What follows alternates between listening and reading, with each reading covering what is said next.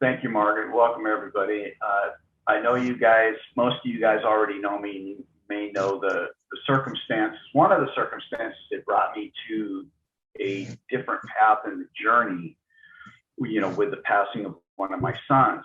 And so I've been on this quest for going on 12 years now, which would be for a total of 27 that I've been walking with the Most High, to discover and overturn those rocks and those false beliefs that have been given to us, so we can really find the truth in what the scripture says and be able to find comfort and build strength in that. Okay. And so Margaret's been, like I mentioned earlier, she's been the thorn in my side, trying to get me to walk in this area where I'm going to take some of the things that I've learned and be able to share them with other people, so that it's going to benefit all of us as brothers and sisters in the body, and we can build our strength up in that and support.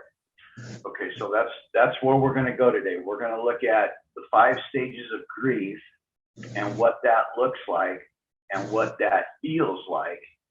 And then I'm going to kind of discuss some of those things, because as we're going through this, we're going to see that no matter whether we're in denial or acceptance or depression, some of these feelings and emotions can be correlated to every aspect of our life and the things that we've gone through, whether it's financial success, financial failure, relationship issues, the passing of family and friends. So this is just normal human emotion that has been given to us from the garden.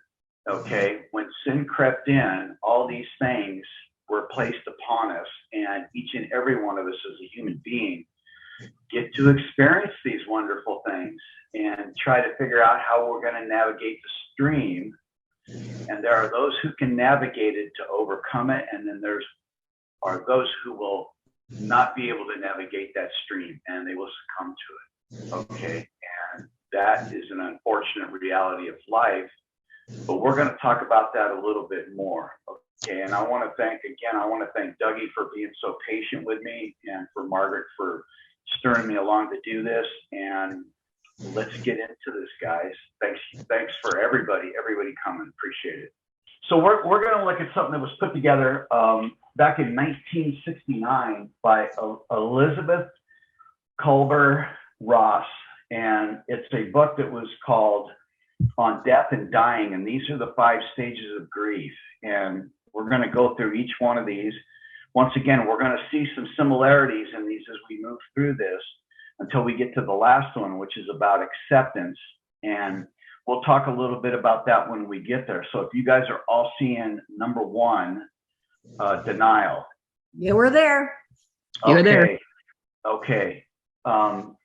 Once again, we're going to look at some scripture in a little bit at the end of this, and we're going to be able to associate this to 1 Peter 5:8 and on, okay? Because nothing is unique to us in this experience.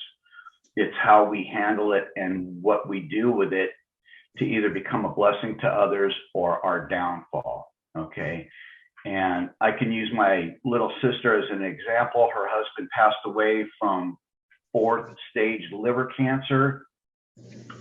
And because she'd always struggled with depression and some things, even though she was a believer, her and I used to go regularly to Bible studies in the circus back in those days. And when he passed away, it was 2 years and maybe 2 days to the day that he passed away that she passed away from the same thing, and she just couldn't overcome it. And when I went through my experience with my son, I just, for some reason, he put it in me. He told me that there was something bigger and better that he wanted me to see, and wanted me to learn, that I was going to be able to maybe share with somebody else that was going to help them to be able to walk through this. So here we are. We're at denial, and what it looks like and what it feels like. And once again, these are associated to so many different aspects of our life that it's kind of it's all encompassing if you want to look at it from that point of view.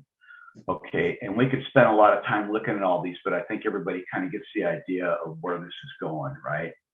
Okay, so we're just gonna kind of move through these, and then we'll see what that looks like when we get to the other end. Anger, a whole bunch of cool things. Let me get rid of this thing down here that you guys might be seeing. There you go. Good job. Okay, we're cooking with gas here.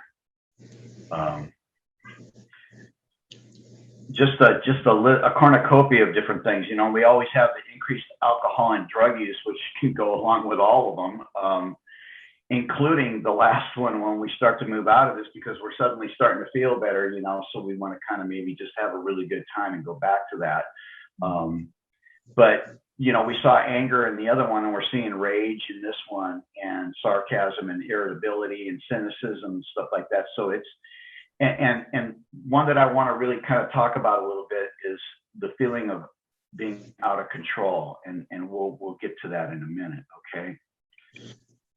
Bargaining, all the things that we try to do to push it away from us so that we can make life easier as we try to move through that. And sometimes I think maybe everybody that's here, and I'm just going to assume this, and I might be wrong, he's put something in us to be here where we are in the first place, okay?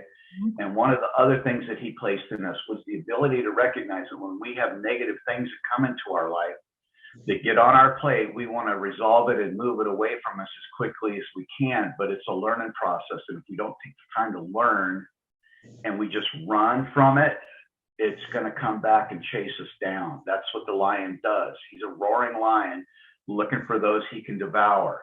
Okay, so when we come into these places where we're really struggling with this, that's his opportunity. Okay, so we have to build up in the word the strength that he wants us to have so that we can kick him in the teeth and send him running the other direction. And this will happen over and over, time after time in life. Unfortunately, that's just a part of reality. Okay, so let's go to the next one here. This is the killer one right here. Okay, starts with sleep and appetite, energy, don't want to hang out with anybody, don't want to do anything, crying all the time. Okay, once again, alcohol and drug use. And then we've got the sadness, despair, and this is where it gets really bad. Helplessness, hopelessness, disappointment, and a feeling of being overwhelmed. Okay, there's something missing that we maybe don't have a really good hold on when we're at this point, even if we're a believer and we go straight to the scripture to find the answer. And I'm going to point that out, maybe that might make a little bit more sense with some of the things that he does with us when he's purging sin out of our life, and then other things that we don't think are sin, but we're lacking in strength in. Okay, and that's where we can build up that strength in and be able to move this garbage right here away from us. Okay, but we got to work at it. It's not going to be easy. For those of us who, like I mentioned, who want to move these things off of the plate and get back to a better place that he wants us to be, where we feel more human, we can interact with our family and our friends and our loved ones and our coworkers and stuff like that. We have to move into this area right here where we start to accept the reality of what's been going on, but we understand why it went on, because cause and effect was involved, and then we can start to move away from this. Okay, and we have to be careful of some of these things, because once again, it mentions pride down there. Okay, we know what pride is. We need to be, you know, we need to move that one off the plate and put humility and compassion and love and patience and perseverance and all those things in there in the place of pride, because we know who likes to use that word and make an abomination out of it. No. Okay. And once again, when we start to engage in reality, we try to get our life back into motion the way that it was before. Like, I remember when I felt that way, and I don't know why I feel this way. Okay, yeah, we always want to go back to that place where we felt the best at in life, you know, and it's a learning curve. Okay. If you guys would, if you've got your books, go with me to 1 Peter 5. We're going to look at that. And we're going to start in verse 8. where he says, be sober, watch, because your adversary, the devil, walks about like a roaring lion, seeking someone to devour. Resist him, firm in belief, knowing that the same hardships are experienced by your brotherhood in the world, and the Elohim of all favor, who called us to his everlasting esteem through or by Mashiach Yahusha. Okay, that's something that we really need to take to heart, and we really need to be able to rest in that when he says, firm in belief. Okay, so now go with me to Matthew 13:1. And this is the parable of the seed that everybody knows about, okay?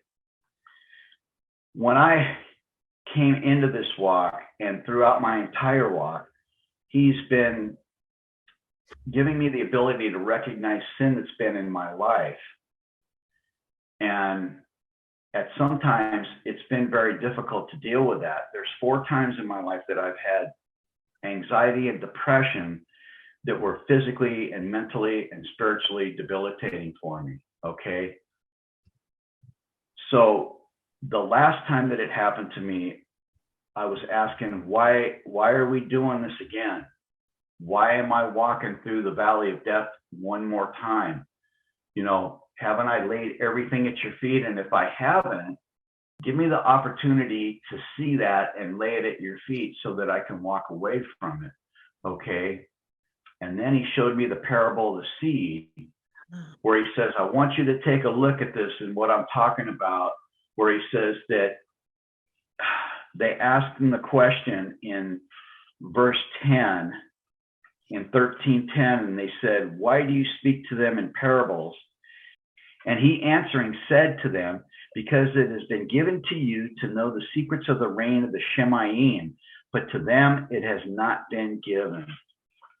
Okay, that's kind of disturbing within itself when we think about our other family members that may not get this. But the idea for me was that he wanted me to take the time to look at the seed that he gave me and recognize what kind of ground I was standing on and how deep the root was actually going. I had belief, but did I have the strength to stay grounded on the rock? Okay, in the storm. Wow. And the only way that I could move out of that storm was to constantly, through the renewing of my mind, the constant renewing of my mind, or the constant evolution of our mind, put on the character of the Son, Yahushua HaMashiach, and build that strength in it so that we can push these things out of our life, okay? So there's a lot of different ways we can look at that, from taking the sin that we have and we lay it at his feet, and then through a lot of the things that we just looked through here and all the 5 different stages of grief, we bring it back to him because we feel guilty, we feel remorseful, we've grieved our spirit and we've grieved his spirit, okay? But when we lay that sin at his feet, he's rejoicing. The angels, the Malachim and the Shemayim are rejoicing, and it is of no consequence to him anymore. Wow. None. Wow. He's got bigger fish to fry. He's got other people coming to him with the same sins that all of humanity have experienced, and those same emotions. Please take this away from me. I can't take it anymore. Give me the strength to walk in that, okay? He wants us to do that, but he does, you know, and I'm not saying it's not a good idea to take the sin back to him all the time, because that's something that is referenced in scripture. But it's a good idea that we recognize why we're doing that. And that's that shame and that guilt that we still feel inside of ourselves, because we haven't been built up enough that we can also lay it down, walk away from it, and it is no more. Okay, so this is a constant process we have to walk through. Okay, and in John 18, he's in the Garden of Gethsemane. He's got the apostles and the disciples with him, and he says, watch me, I'm going to go pray. And he goes over there to pray, and they're not watching. They're tired. They fall asleep. We know the story. He comes back and does that 3 different times. And the last time he's over there, the weight of what he took on, the sin in our life and the sin of the world was so intense that he said, if you would take this cup from me, okay, he would be greatly, he would really appreciate it. And he starts to sweat blood from his pores, okay? But he says, if this be your will, then let it be. And they came and arrested him, and a funny thing happened at that point. He never rebuked them. He never cussed them. He never condemned them in any way whatsoever. He was totally mild, meek, humble, and full of love. And he carried all of that with him right to the stake while they brutally beat and tortured him. Okay? And then on the stake, there's an amazing revelation that happens there. Father, forgive them, for they do not know what they do. To me, that's a prayer request. If any one of our sons or daughters came to us and they asked us something, and they were doing it with a right and contrite heart, and we knew that, there's no way on this planet we're going to deny them that opportunity, and we're not going to give it to them with love. That's really something that we need to think about. Is he going to deny his son that request, that he would forgive even his murderers? Okay. So the point I want to try to make with this is that we have to be able to build our strength in the word, and we have to quit, which is a process. We have to quit questioning it. When we see scripture that we know beyond a shadow of a doubt is his word, okay, we just need to rest on it, and the rest of it we throw away, okay? But that's a process. It takes time. We've been walking in this world all of our lives, and I don't know how long, everybody's been here a different amount of time. Some of us just brand new into this. Some of us, like me, 27 years. We've got Lou 4 decades or more, So it's taken all this time for me to even get to where I am right now, where I am right now today. But at the same time, there are times that I feel extremely vulnerable and extremely weak, because that's just the human condition that we live in as long as we're still alive here. Okay. So let's go take a look at some scripture and what it says when we need to find strength in the storm of this life. Okay. Come to me, all you who labor and are burdened, and I shall give you rest. Take my yoke or teaching upon you and learn from me, for I am meek on his way to the stake and humble in heart, and you shall find rest for your beings. For my yoke is gentle and my burden is light. Obeying is easy. It's just a simple decision that we need to make, but it takes the journey for us to get there and accomplish that sometime. So when we see scripture like this and we're struggling and we're in that moment, okay, we're at that place where we're being attacked by the lion. When we see these, it will give us comfort and relief from what we're going through. And then sometimes we'll find out that it's only just temporary. And that's disturbing to me, because I've experienced that so many different times. Okay. Why isn't this working? Why am I not being set free? Once again, because I know this is all true. And then we can go back to the parable of the seed. How deep is the root really gone into the vine? That's our stronghold, our cornerstone. Okay. So we got to be patient and loving with ourselves just as much as we have to be patient and loving with others.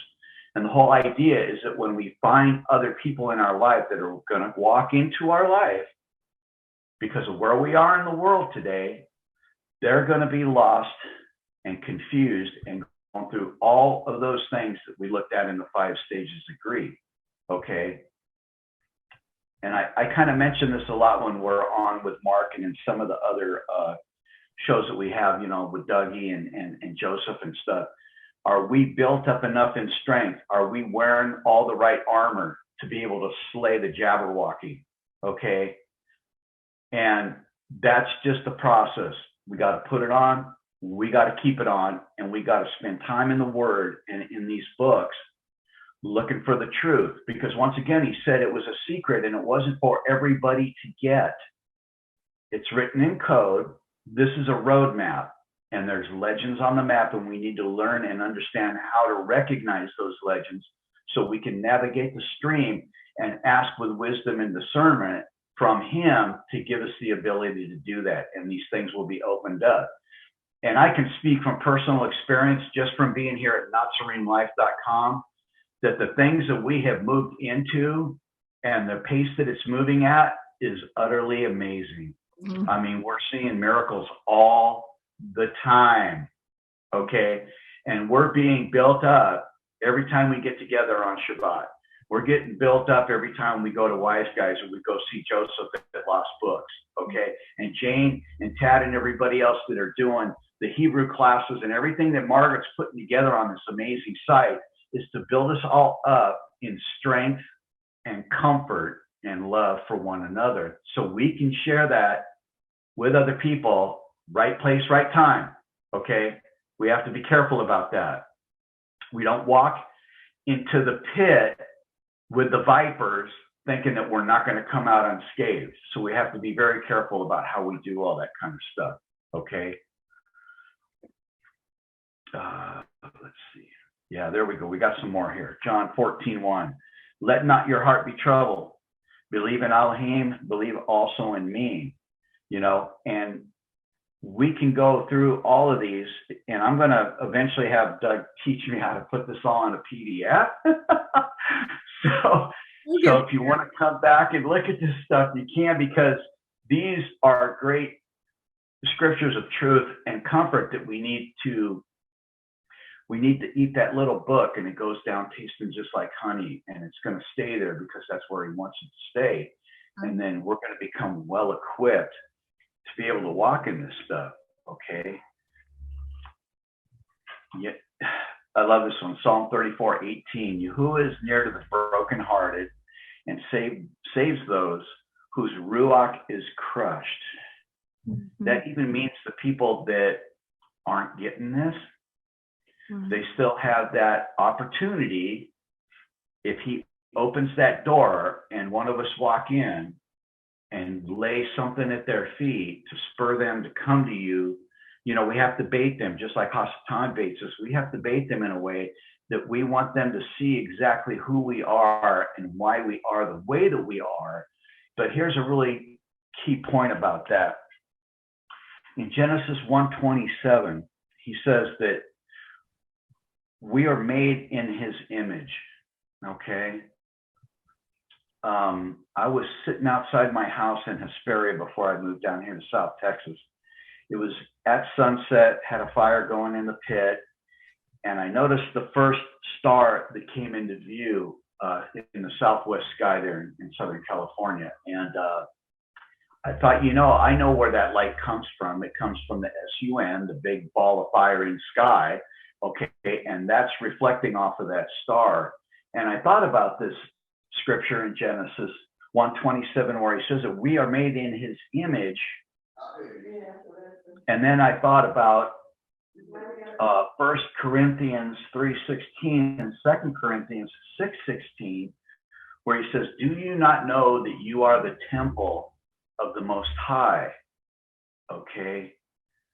And when we talk about the light that other people can see that starts to shine from us, it's because we're reflecting everything in his creation and all of his attributes right back to him. And it has nothing to do with us. It has everything that he does in us and through us.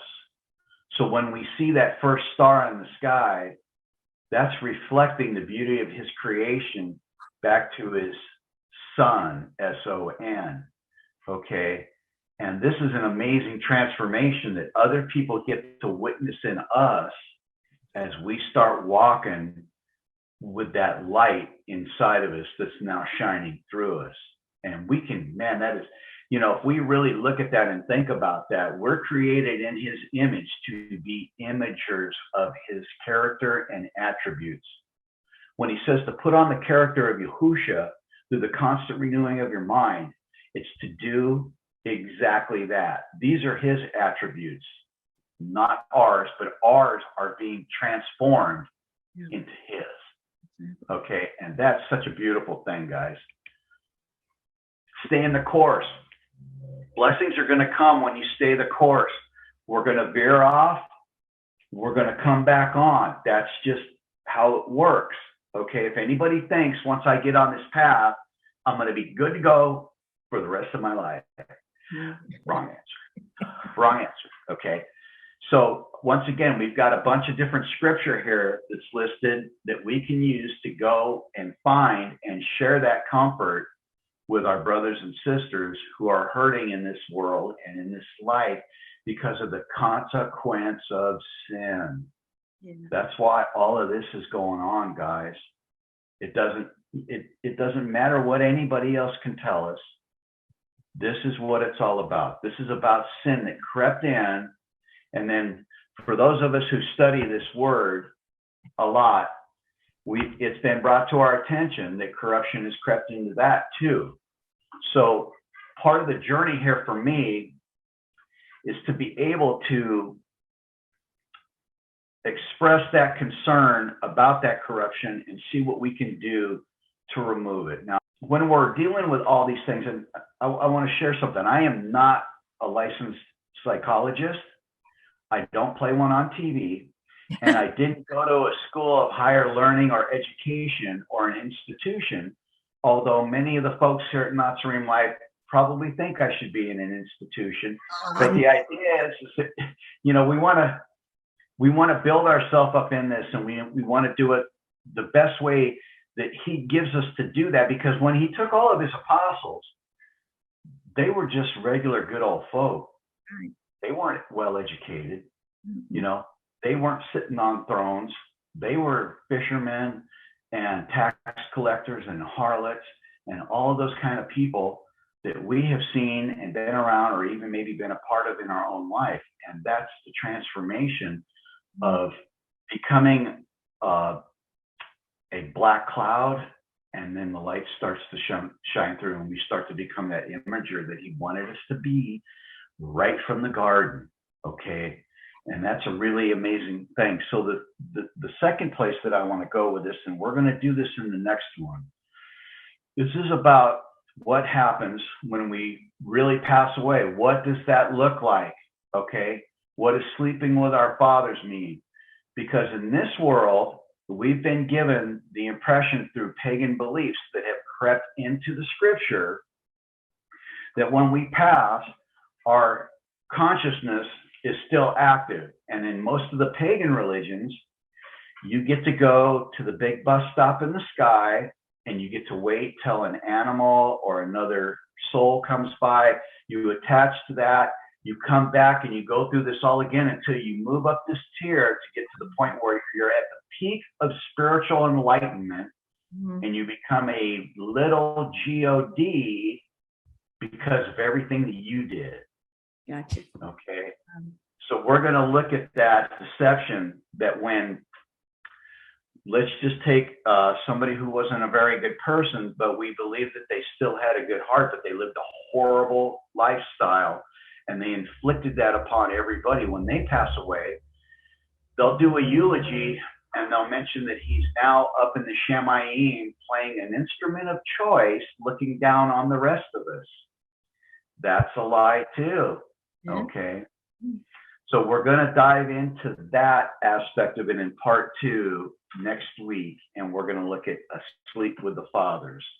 Okay. So now let's open this up for questions or comments, because I don't have all the answers. This is a continuous, ongoing process of learning and sharing with one another so that we can build each other up. And we all may have some different ideas about this, okay? But the idea is to lay the foundation, and then we're just going to build on that. And that's going to be built with his word, and we're going to do it together. Thank you guys so much, and I love you.